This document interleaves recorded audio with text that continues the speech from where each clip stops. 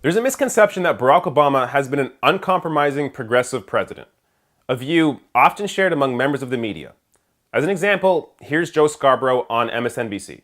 Unless hardcore progressives and hardcore conservatives don't figure out how to work with each other, then what we agree on or disagree on just doesn't matter. Because nothing's going to happen. We have another 8 years of dysfunction. I will say, somebody that worked for President Obama early on said the most frustrating thing about him was that every person they'd ever worked for started with a position here, and Republicans started with a position there. They would fight, they would scratch, they would claw, they would meet in the middle. They would figure out a deal. He said President Obama started over here, and then he said, I'm just going to talk and keep talking until I convince them that I'm right and they're wrong. So Scarborough is arguing that, unlike most presidents, Obama has been uncompromising in his leftist positions. Now, he's not completely off.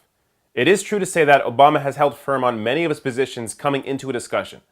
But the reason he's attempted to hold steady is because instead of coming to the table with a progressive position, he came to the table with the compromise.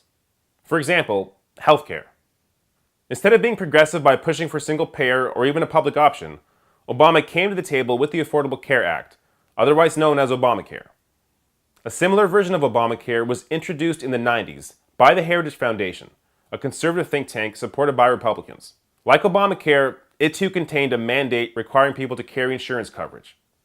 So as you can see, Obamacare was never based on a progressive idea. This was the big mistake Obama made, thinking that he could save time by coming to the table with the centrist position. But instead, Republicans fought him every step of the way, as if Obama's proposals were progressive, even though they weren't. Healthcare is just one example. Let's take a look at his stance on whistleblowers. During his campaign, Obama vowed to protect whistleblowers. This paragraph comes straight from his ethics agenda in 2008. Often the best source of information about waste, fraud, and abuse in government is an existing government employee committed to public integrity and willing to speak out. Such acts of courage and patriotism, which can sometimes save lives and often save taxpayer dollars, should be encouraged rather than stifled. We need to empower federal employees as watchdogs of wrongdoing and partners in performance. Barack Obama will strengthen whistleblower laws to protect federal workers who expose waste, fraud, and abuse of authority in government. Obama will ensure that federal agencies expedite the process for reviewing whistleblower claims, and whistleblowers have full access to courts and due process. So what happened?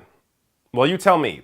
Because Edward Snowden, the government employee who exposed the US government was spying on not only the world, but its own citizens, is currently stuck in Russia because the US government wants to throw him in jail, which Obama has already done with other whistleblowers like Chelsea Manning.